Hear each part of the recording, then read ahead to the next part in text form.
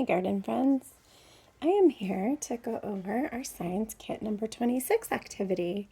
So this week we are celebrating Earth Day. And our driving question for the week is, how can we help the Earth? So here are the materials you'll need. You'll want this packet, Science Kit number 26.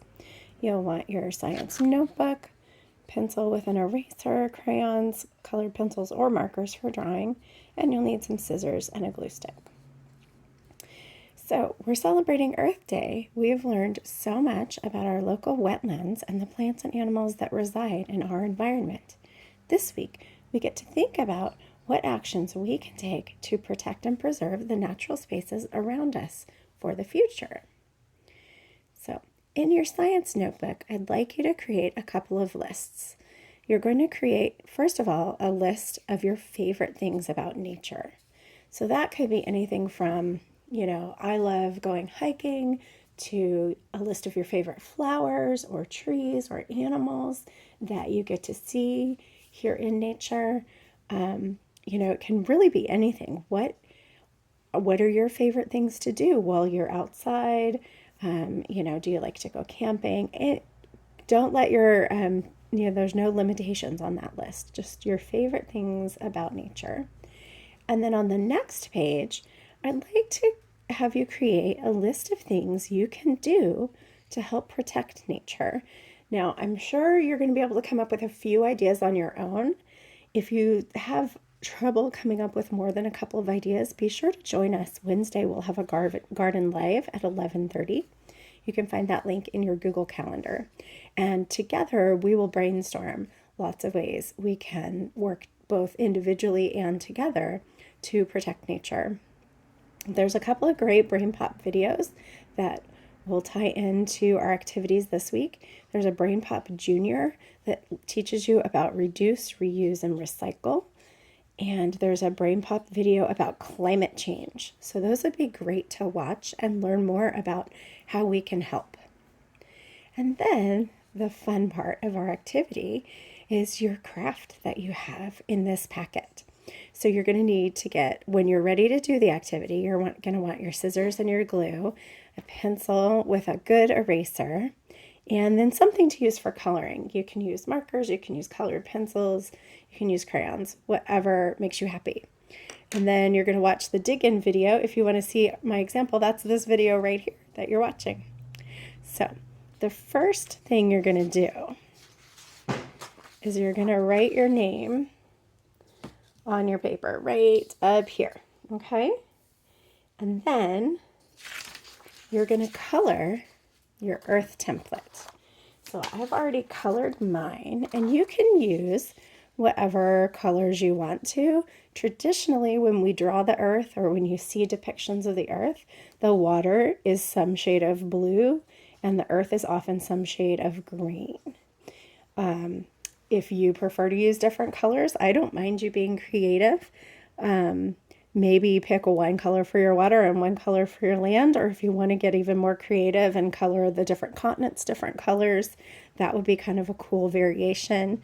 So don't feel limited, okay? This is your craft. So let's see, that was step B on our instruction list. We're going to color the earth, and then we're going to take this Protecting Planet Earth page. So this page here that you wrote your name on, right? And we're going to write, draw or write 4 ways that we can help the earth. One in each section. So you see this is like a T shape, or kind of a plus shape, isn't it, really? And in each section, you're going to write or draw a way that you can help the earth. So I'll show you what I did. I wrote, I can reduce the amount of plastic that I use. And I wrote plant trees, and I drew a little tree. And then I also wrote learn more about climate change and conserve water. And this is supposed to be a wave. I don't know if it looks like a wave or just a blue mush, but I tried to make a wave. So that's your next step. You're going to write in each section. Now remember, the next step is going to be that we're going to cut our colored earth out and we're going to glue it onto this page. And if you see this dashed line on your earth, that's going to line up with this plus mark. So the glue is going to be kind of in a circle around your writing. So try and keep your writing toward the center area, toward the plus mark, okay? So that you have room to glue this earth down. Okay, so then the next step, we're ready to cut the earth out. Okay, so you're going to cut your earth out, the whole circle out of your paper. And then, so after you've cut the circle, you're going to cut on these dashed lines. So that what you end up with is kind of almost a puzzle. It's a little 4-piece puzzle where you have triangle, sort of. I mean, the bottom is round, but they look kind of like a triangle. Oh dear, my cat is jumping up and shaking the camera. Sorry about that.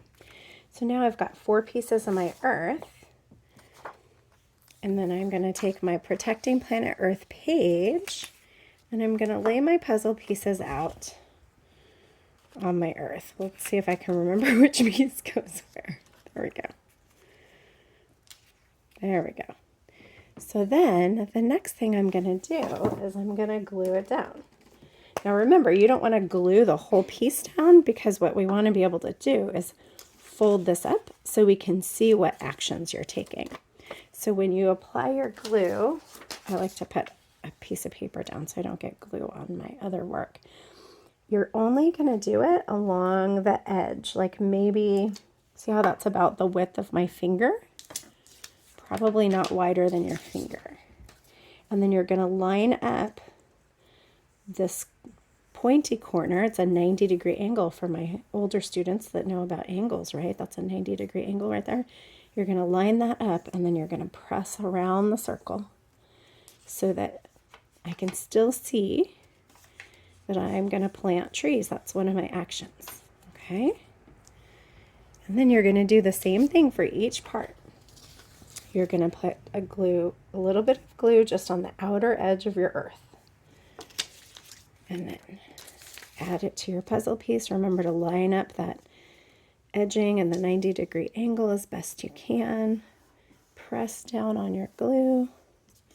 And then you can fold that back and see what your actions are. Okay, garden friends, so then after you have them all glued down and we can peek at your actions to protect the earth, you are, whoop, can't even get that one up. There you go.